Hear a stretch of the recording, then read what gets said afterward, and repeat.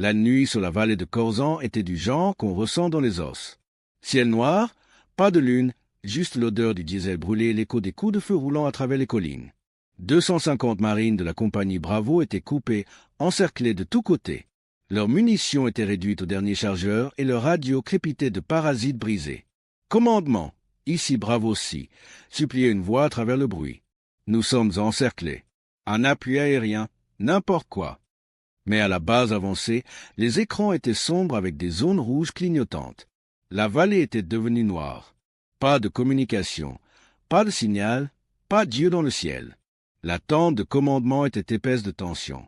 Un major se penchait sur la carte, mâchoire serrée. Si nous envoyons quelqu'un là-bas maintenant, nous perdrons plus que nous ne sauverons. Sa voix était plate, froide de calcul. Et dans le coin de cette pièce, un seul pilote se tenait silencieux. Le lieutenant-commandant Sandra Keane, indicatif VIP. Elle n'argumenta pas. Elle ne supplia pas pour obtenir l'autorisation. Elle fixait simplement les points clignotants sur l'écran, 250 d'entre eux, et sa main se resserra autour du casque à ses côtés. Personne ne remarqua le regard dans ses yeux. Le genre de regard qu'on voit chez quelqu'un qui a déjà pris sa décision. Avant de commencer, assurez-vous de vous abonner à Cohésion Interne pour ne jamais manquer ces véritables récits de courage et dites-nous dans les commentaires d'où vous regardez aujourd'hui. Le commandement aérien avancé de Kandahar était vivant de bruit, le bourdonnement bas des générateurs, l'odeur du carburéacteur et le mouvement constant de bottes sur le béton. À l'intérieur de la tente des opérations principales, la lumière vacillait sur une douzaine de visages fatigués penchés vers une carte numérique brillant en rouge. Chaque pilote, chaque technicien, chaque officier avait les yeux fixés sur cet écran. Les points clignotants là-bas dans la vallée de Corzan n'étaient pas que des signaux. C'étaient des personnes. Le colonel Hawkins se tenait à la tête de la table, voix dure comme du gravier. Les systèmes antiaériens ennemis sont actifs sur toute la crête. Nous avons déjà perdu 2 drones. Pas de vol de sauvetage avant l'aube. C'est définitif. Quelques-uns des jeunes pilotes échangèrent des regards mal à l'aise. Personne n'aimait rester au sol quand des marines étaient coincées, mais les ordres étaient des ordres. Le colonel se détourna, frottant une main sur son visage fatigué. Sandra, VIP. Keane se tenait près du fond, casque coincé sous un bras, combinaison de vol remontée au contre le froid. Elle ne dit pas un mot. Ses yeux traçaient la carte, les minuscules arcs rouges marquant les zones antiaériennes, le groupe bleu étiqueté Compagnie Bravo. 250 hommes bloqués. Elle pouvait presque entendre leur respiration à travers le silence. Le capitaine Reeves se renversa dans sa chaise avec ce même sourire narquois qu'il portait toujours. Sans vouloir vous offenser, VIP, vous êtes excellent pour les courses d'approvisionnement, mais ce n'est pas une livraison d'épicerie. Une vague de rire parcourut la table. L'un des membres de l'équipe au sol gloussa. Un autre baissa les yeux, faisant semblant de ne pas sourire. Sandra ne bougea pas. Reeves continua, faisant tournoyer un stylo dans sa main. Vous avez fait des courses de maintenance pendant quoi? 2 ans maintenant? Laissez les vrais pilotes de canonnières s'occuper de celle-ci. Le colonel lui lança un regard acéré. Ça suffit, capitaine. Mais le mal était fait. Les rires persistaient encore, doux et méchants. Sandra regarda sa gant, le pouce effleurant le bord d'un petit tatouage sur son poignet. Une paire d'ailes et 3 initiales décolorées par le temps. JTW, son ancien copilote, celui qu'elle avait perdu à Oman en 2017. La raison pour laquelle elle avait été clouée au sol pendant 1 an, la raison pour laquelle elle était passée des missions de combat aux routes d'approvisionnement. Elle n'avait raconté ce jour-là à personne, et elle n'avait pas l'intention de le faire. Mel, une jeune technicienne radar, se pencha vers une autre, chuchotant. Pourquoi est-elle même ici? Elle n'a pas volé au combat depuis Oman. Elle l'entendit. Tout le monde l'entendit. Les mots restèrent suspendus dans l'air, petits et tranchants. Le colonel Hawkins brisa la tension. Très bien, écoutez. Les batteries ennemies ont une capacité solaire. Je ne risque pas un autre oiseau. Pas d'ordre de lancement avant le lever du soleil. Quelqu'un expira bruyamment, soulagé. Un autre fit une blague nerveuse. Les chaises grincèrent, les papiers bruissèrent. Le briefing était terminé. Sandra ne bougea pas. Son regard resta fixé sur le groupe brillant de points bleus. Chacun était un marine tenant position quelque part dans l'obscurité, attendant quelqu'un qui pourrait ne jamais venir. Hawkins se tourna vers elle. « Lieutenant-commandant, vous avez la garde de maintenance de minuit, n'est-ce pas ?»« Oui, monsieur. » Bien. Gardez la ligne de vol scellée. Nous n'avons pas besoin de héros ce soir. Elle hocha la tête. Compris, monsieur. Reeves passa devant elle en sortant, marmonnant. Reste au cargo, Vipé. Tu es plus en sécurité là-bas. Elle attendit que la tente se vide. Le bruit s'estompa, remplacé par le grondement bas de l'artillerie lointaine. Dehors, l'air était froid et sec. Une tempête de sable était passée plus tôt, laissant du sable surtout. Sandra sortit dans la faible lumière de la ligne de vol. Des rangées de canonnières étaient posées comme des bêtes endormies sous des bâches, leur peau métallique encore chaude du soleil. Elle passa sa main le long du nez de son Hawk-11, le même appareil qu'elle avait piloté la nuit où JTW avait été tué. Même patch sur le côté. Même bosse dans la queue qu'elle refusait de réparer.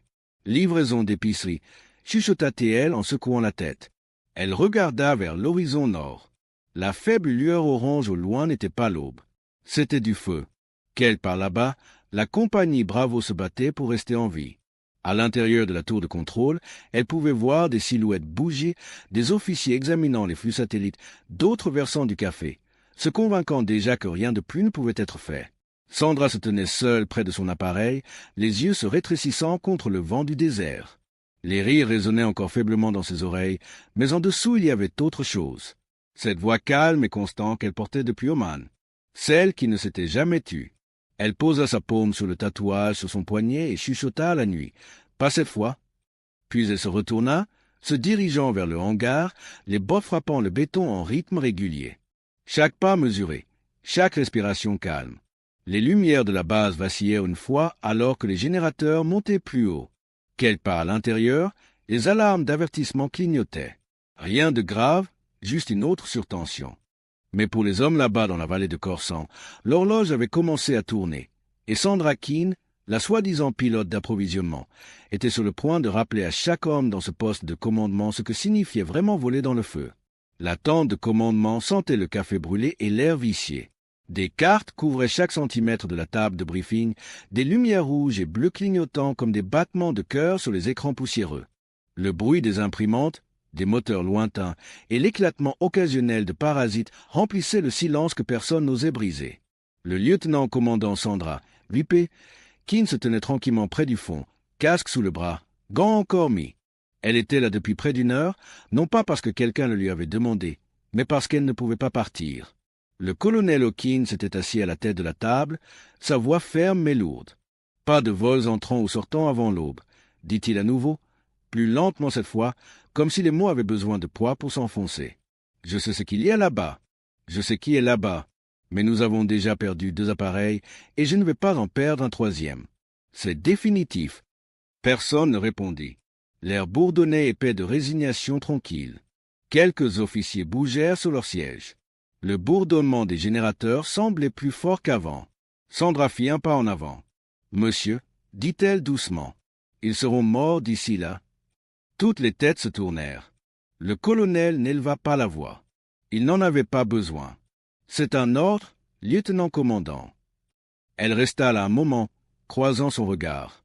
Hawkins la connaissait depuis des années, des rotations d'entraînement, des examens après action, des soirées tranquilles où ils restaient tous deux tard au hangar parce qu'aucun des deux ne pouvait vraiment quitter le bruit de la guerre.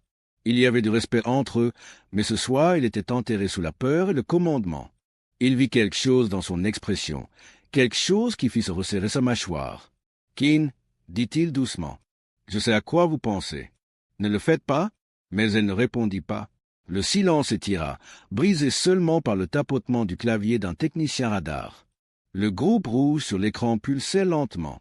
Compagnie Bravo. 250 marines encerclées dans la vallée nord. Elle regardait ces lumières comme si elles étaient des visages. Des hommes qu'elle ne connaissait pas. Des voix qu'elle n'avait jamais entendues. Mais elle pouvait imaginer la peur en eux, l'épuisement, l'attente impuissante. Elle avait entendu ce même silence une fois auparavant, à Oman, la nuit où JTW est tombé. Les parasites radio, les appels sans réponse, l'attente du sauvetage qui n'est jamais venu. Pas encore. Sa poitrine se serra alors qu'elle le chuchotait sous son souffle. Pas encore. Elle se détourna de la table et commença à se diriger vers la sortie. Lieutenant-commandant, aboya Hawkins en se levant. « Où allez-vous ?»« Vérifiez mon oiseau, dit-elle calmement. Vous m'avez ordonné de garder la ligne scellée. Il plissa les yeux. Il savait qu'elle mentait. Il savait aussi qu'il n'y avait pas une seule chose qu'il pouvait dire qu'il arrêterait une fois qu'elle avait pris sa décision. « Keane, dit-il, plus doucement cette fois, ne me forcez pas à écrire votre nom sur un rapport. » Elle s'arrêta à la porte, casque sous le bras. La faible lumière du tableau radar peignait sa combinaison de volant rouge. « Alors ne le faites pas, monsieur. » Elle sortit. L'air du désert la frappa comme un mur, sec, tranchant, infini. Le vent portait la faible odeur d'huile et de chaleur. Les projecteurs balayaient le tarmac où des rangées d'avions dormaient sous le ciel nocturne. Elle passa devant la ligne de Hawks et de Hornets, leurs peaux métalliques scintillant sous les lumières. Quelques mécaniciens travaillaient encore, colmatant des trous de balles, vérifiant les conduites de carburant. Ils hochaient la tête en passant. L'un d'eux, le sergent Cole, s'avança. « Madame, dit-il, nous sommes cloués au sol jusqu'au lever du soleil. C'est directement du colonel. » Elle s'arrêta près de son Hawk-11, posant sa main sur le panneau latéral. La peinture était écaillée, scarifiée par des années de service. Elle avait piloté celui-ci à travers des tempêtes, à travers le sable, à travers l'enfer lui-même. « Faites le plein, dit-elle doucement. « Madame, faites le plein et armez-le. Char complète. » Cole hésita. « Lieutenant-commandant, c'est un ordre, termina-t-elle, le regardant droit dans les yeux. « De moi ?» Il avala sa salive, puis hocha la tête. « Oui, madame. » Elle grimpa sur l'aile, se glissant dans le cockpit avec une aisance pratiquée. Le siège grinça sous son poids, l'odeur d'huile et de poussière l'enveloppant comme un vieux souvenir. Ses mains bougèrent automatiquement.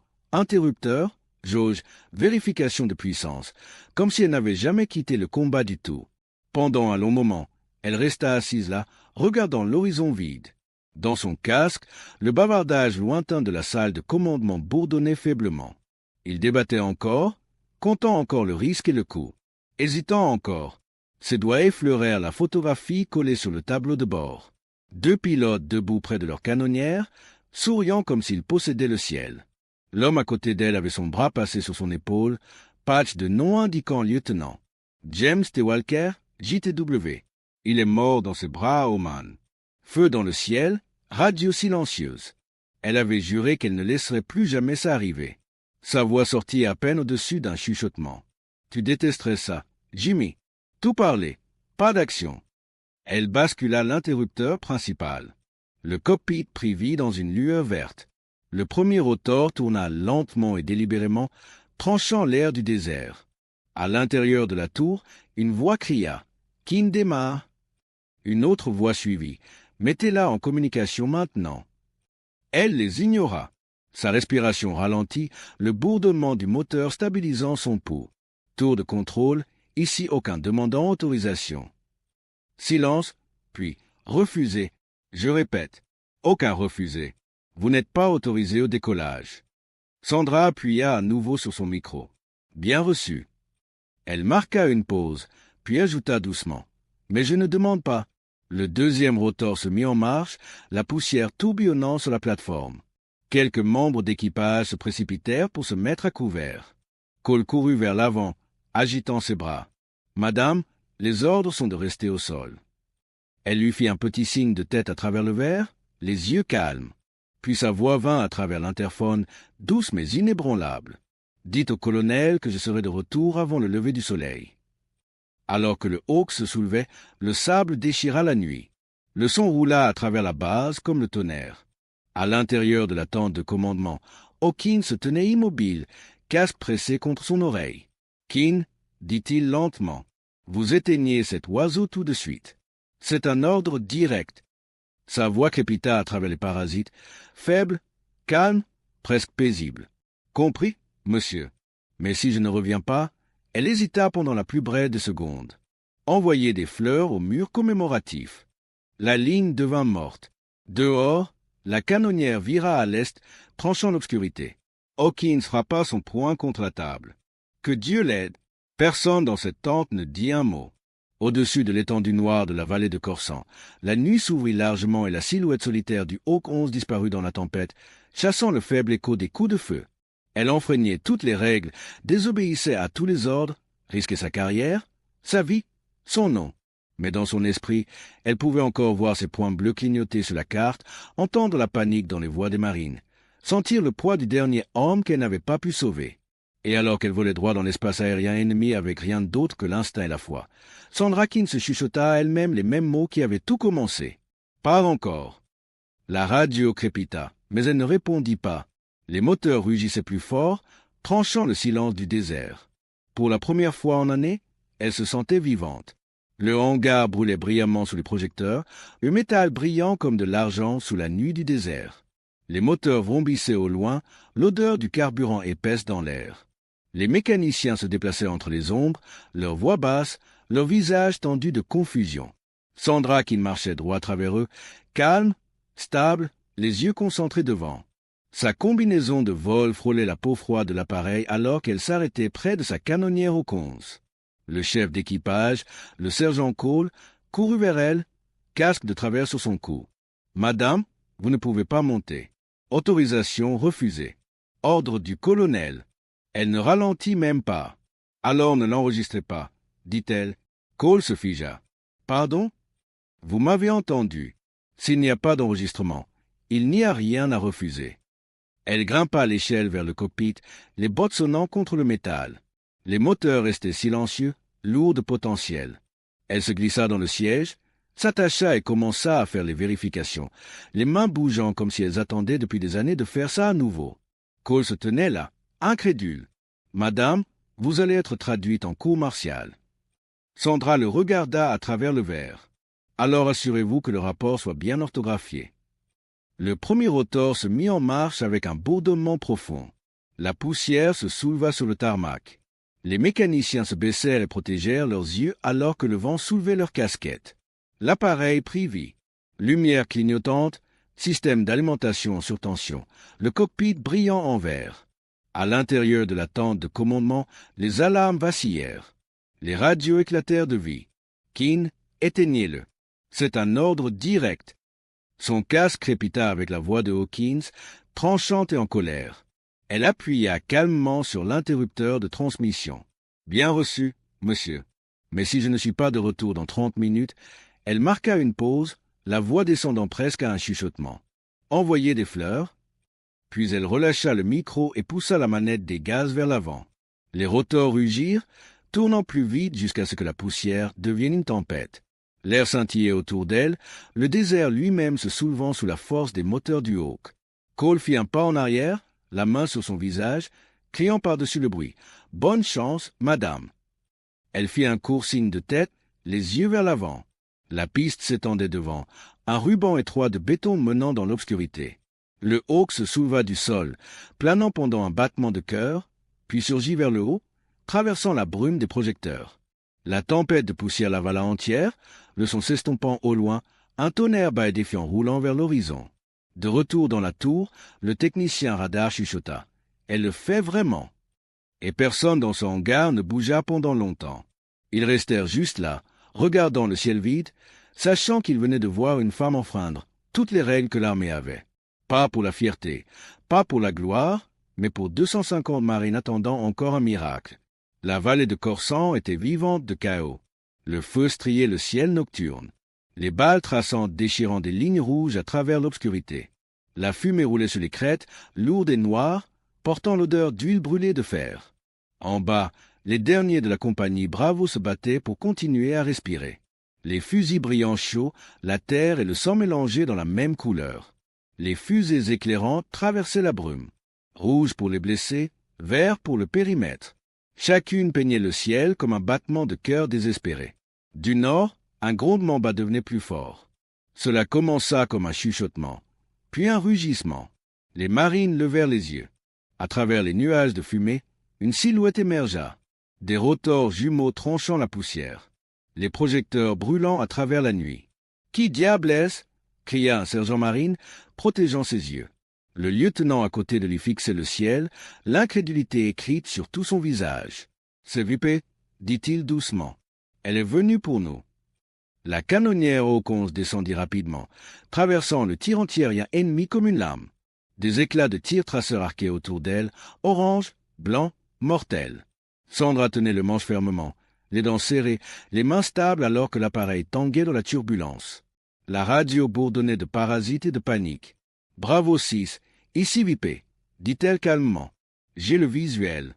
Lancez de la fumée pour l'extraction. » Une voix craqua à travers le bruit. « Vipé, vous ne pouvez pas atterrir ici. La zone est chaude. »« Ouais, dit-elle, les yeux se rétrécissant. J'ai remarqué. » Elle plongea plus bas. Le sol se précipita vers le haut. Trop vite, mais elle garda son cap. Les tirs de mitrailleuses déchirèrent le sol de la vallée. Elle fit pivoter le Hawk sur le côté, déchaînant une rafale du canon latéral qui déchira la crête ennemie. La terre et le feu éclatèrent comme le tonnerre. « Préparez-vous » cria-t-elle. Les roues touchèrent le sol durement, rebondissant une fois avant de s'enfoncer dans la terre rocailleuse. Le souffle des rotors envoya des débris voler alors que les marines se précipitaient vers la zone d'atterrissage. « Chargez les blessés d'abord » hurla Sandra, la voix rauque par-dessus le rugissement des moteurs. Les coups de feu craquèrent contre le blindage. Des étincelles volèrent sur son cockpit. L'alarme hurla à l'intérieur du cockpit. « Que toucher » avertissement hydraulique clignotant en rouge. « Allez, allez » marmonna-t-elle, luttant avec les commandes. Dehors, les marines traînaient les blessés à travers la terre, les jetant dans la rampe ouverte. Le chef d'équipage à l'arrière leur faisait signe d'avancer, criant des noms perdus dans le bruit. « Allez, bougez !» Les tirs ennemis déchirèrent à nouveau la queue.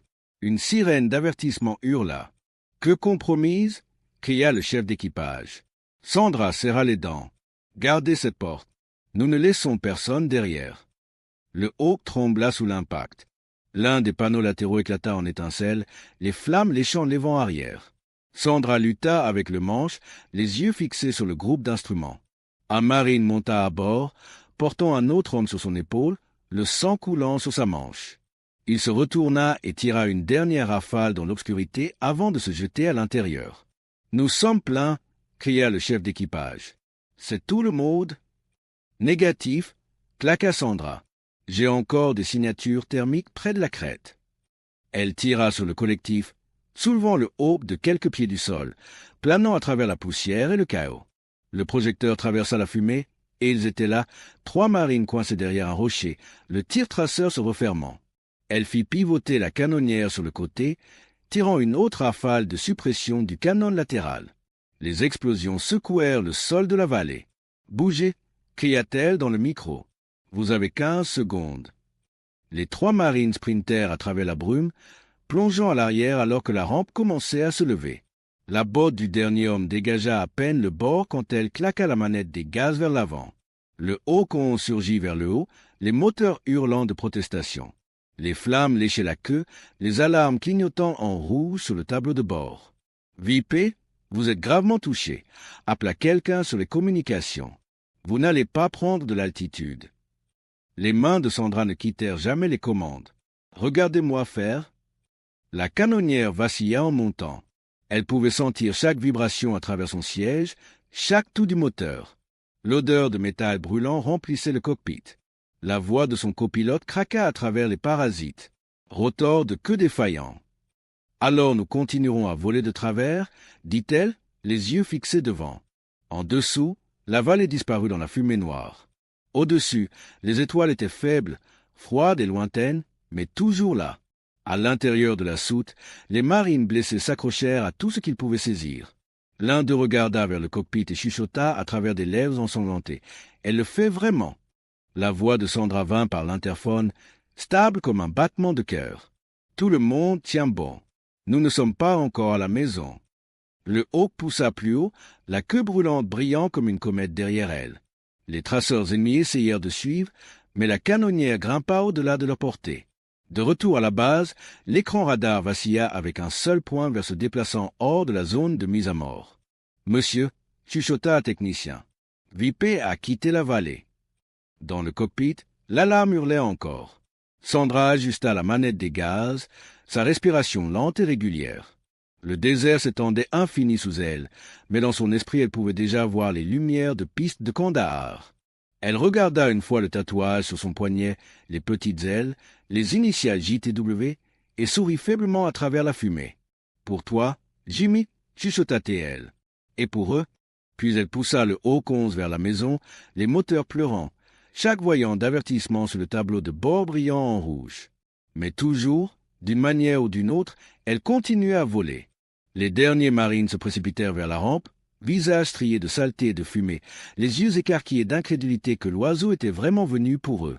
Le chef d'équipage claqua l'écoutille, la verrouillant en place juste au moment où le sol sous eux éclata. La voix de Sandra trancha le chaos. « Accrochez-vous !» Elle tira fort sur le manche, nez vers le haut, rotor hurlant. Le Hawk se souleva, planant seulement quelques pieds au-dessus du sol quand la nuit se fendit avec un éclair, un RPG brillant comme l'éclair filant vers eux depuis la crête. « Projectile entrant !» cria quelqu'un. Elle claqua la manette des gaz vers l'avant et évasa la queue, secouant l'oiseau sur le côté. Le missile manqua le cockpit de quelques centimètres, explosant contre le blindage latéral avec un craquement assourdissant.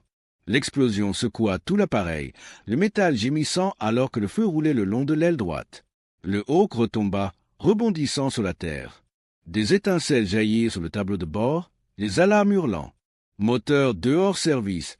cria son copilote, le sang coulant d'une entaille au-dessus de son sourcil. « Nous perdons les systèmes hydrauliques. » Les mains de Sandra se resserrèrent sur les commandes, les bras tremblants de l'effort. « Alors nous volerons sur un seul. » Il la regarda, l'incrédulité écrite sur tout son visage. « Vous êtes touchée, madame. Votre épaule. » Elle ne baissa pas les yeux. Le côté gauche de sa combinaison était sombre de sang, le tissu déchiré par les éclats d'obus. Sa voix resta égale. « Eux aussi.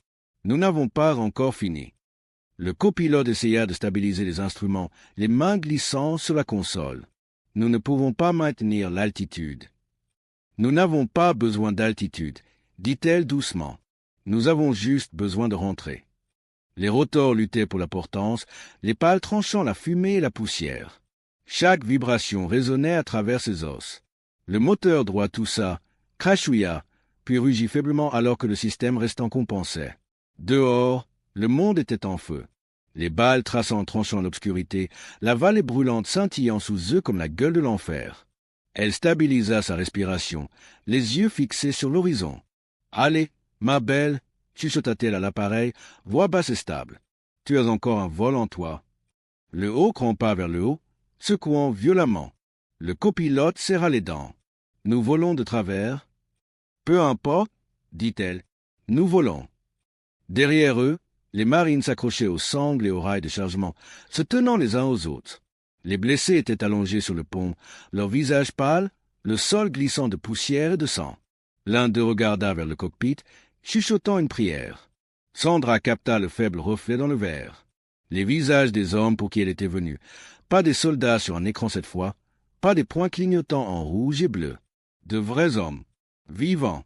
Une vague de parasites trancha son casque. « Vipé, me recevez-vous » La voix était lointaine, brisée. « Vipé, ici le commandement de la base. Répondez. » Elle appuya sur l'interrupteur de communication avec son pouce. « Toutes les âmes à bord, » dit-elle doucement. « Rentrons à la maison. » La ligne resta silencieuse pendant un instant. Puis une voix revint, calme et pleine d'incrédulité. « Que Dieu vous bénisse, Vipé. » Les moteurs toussèrent à nouveau, le nez plongeant. Sandra tira fort sur le cyclique, chaque muscle dans son bras hurlant. L'appareil gémit, les rotors griffant l'air. Sa vision se troubla pendant une seconde, la douleur dans son épaule se répandant dans son bras. Le copilote essaya de tendre la main. « Vous avez besoin d'une trousse médicale. » Elle secoua la tête. « Restez sur les jauges. » La fumée se déversa dans le cockpit à travers une fissure dans le cockpit. Elle toussa, les yeux larmoyants, mais elle ne détourna jamais le regard du ciel devant. Le désert s'étendait sur des kilomètres, infini, noir, silencieux. La seule lumière venait des feux en dessous et de la faible lueur de ses instruments. Elle pensa à Oman, à l'accident, au son du feu, à la façon dont la voix de Jimmy s'était estompée sur la radio avant la fin. Elle avait passé des années à vivre avec ce silence. Pas ce soir. Elle tendit la main vers l'interrupteur au-dessus, activa la balise d'urgence. Une douce lumière rouge clignotait en rythme avec son battement de cœur.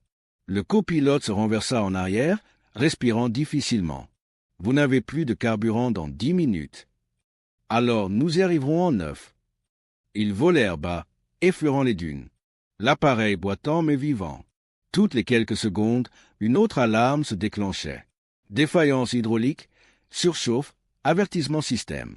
Elle les ignora toutes. Depuis le sol, la canonnière devait ressembler à une comète mourante, la fumée traînant derrière elle. Un moteur en flammes, l'autre crachouillant. Mais elle continuait à avancer, obstinée et défiante comme la femme qui la pilotait. Alors que les minutes s'écoulaient, le faible contour de la base apparut. Un rouleau de lumière scintillant à travers la brume du désert. Le copilote expira. « Je le vois. Nous sommes proches. » Sandra sourit faiblement, bien que ses lèvres fussent pâles. « Je vous l'avais dit. » Son casque crépita à nouveau. « Vipé, votre transpondeur est erratique. Avez-vous besoin d'escorte ?» Elle regarda les instruments. Chaque jauge était rouge. Chaque système hurlant pour l'arrêt, mais elle n'allait pas demander de l'aide. « Négatif, » dit-elle. « Ouvrez juste la porte. » Ils franchirent le périmètre extérieur, les alarmes hurlant à travers la tour. Les projecteurs se tournèrent vers eux, peignant le ciel en blanc. Le Hawk tangua une fois, puis encore, le rotor droit crachant son dernier souffle. Elle le combattit vers le bas, la main tremblant alors qu'elle facilitait la manette des gaz, guidant l'oiseau estropié vers la plateforme. « Doucement » murmura le copilote. « Doucement » Les patins touchèrent durement, l'appareil vacillant vers l'avant avant de s'arrêter dans un grincement. Les flammes léchaient la queue, la fumée se déversant dans la nuit. L'équipe de pompiers de la base sprinta sur la piste, criant « Les tuyaux sont prêts ?» Sandra resta immobile pendant un moment, le monde autour d'elle tournant lentement pour revenir au son, le bip des systèmes mourants, les cris des médecins, les pleurs des marines tirées de la soute. Son copilote déboucla sa ceinture, se tournant vers elle. « Vous l'avez fait », dit-il doucement. Elle cligna des yeux une fois, puis donna le plus faible des sourires. « Non, » dit-elle, « ils l'ont fait. » Elle tendit la main et bascula l'interrupteur principal. Les moteurs toussèrent une fois et tombèrent silencieux. Le rotor ralentit, le dernier souffle de vent portant sur la plateforme comme un chuchotement.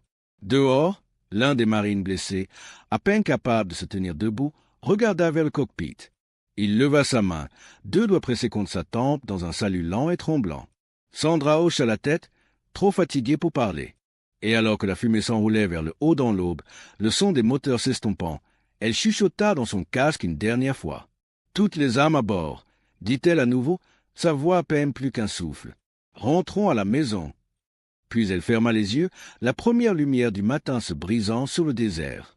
Le Hawk 11 reposant en silence, battu, brûlant, mais à la maison. La première lumière de l'aube s'étendit sur le désert alors que le Hawk 11 boitait sur la dernière crête. Un moteur brûlait faiblement, crachant de la fumée qui traînait derrière elle comme un oiseau blessé traînant son aile.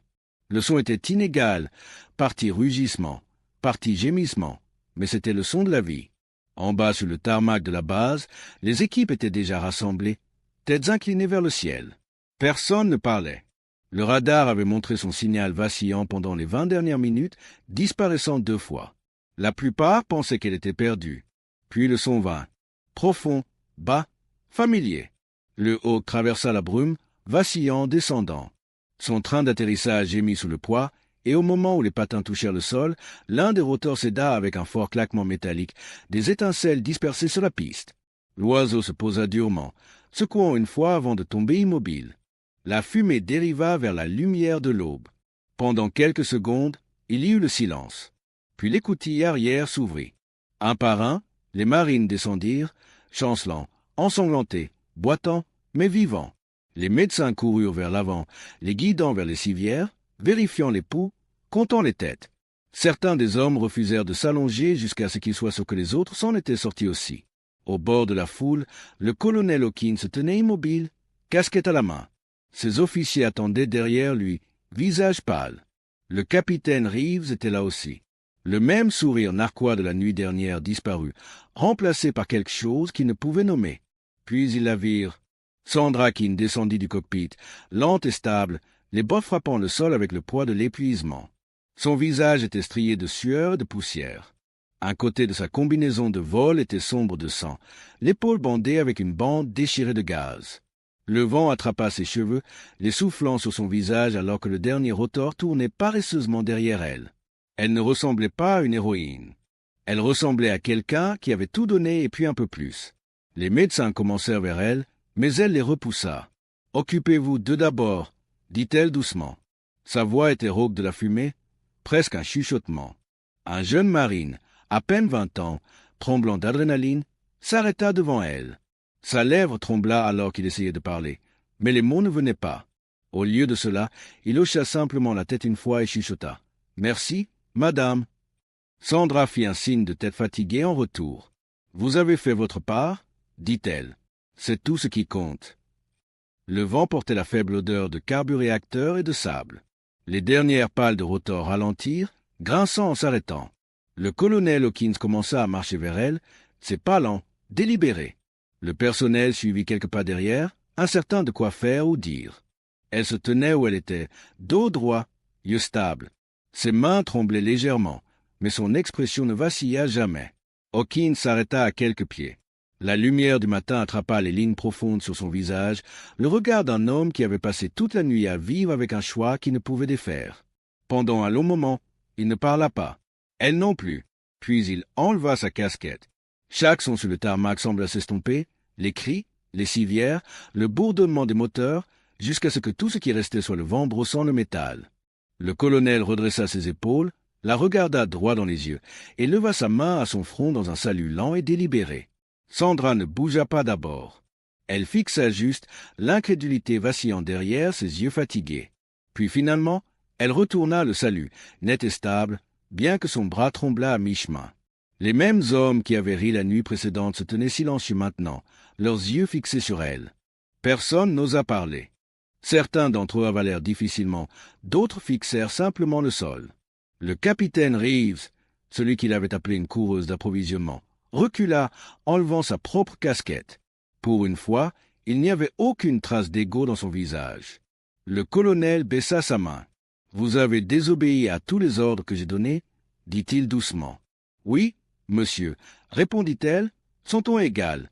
Il fit une pause, puis hocha lentement la tête. « Et vous les avez tous ramenés à la maison. » Ses lèvres se courbèrent juste légèrement. « C'était le travail, monsieur ?» Il ne dit rien de plus. Il n'en avait pas besoin. Hawkins se tourna vers les hommes rassemblés. « Amenez ces marines à l'infirmerie et que quelqu'un s'assure que cet oiseau soit rafistolé. » Sa voix se brisa sur le dernier mot. En passant devant elle, il s'arrêta à nouveau juste une seconde. « Lieutenant-commandant, » dit-il sous son souffle, « vous rappelez à ce vieil homme de l'armée à quoi ressemble encore le courage. » Sandra ne dit rien. Elle regarda simplement vers le Haut-11. Son appareil scarifié, brûlant, mais toujours debout. Les premiers rayons de soleil s'étendirent sur les montagnes, lavant le désert d'or. Les pales de rotor s'arrêtèrent finalement, leur reflet scintillant dans ses yeux. Elle prit une longue respiration, le genre qui portait à la fois le soulagement et la douleur. Autour d'elle, la base retourna au mouvement, les médecins criant, les civières roulant, les moteurs se réchauffant. Mais pour elle, le temps s'était arrêté.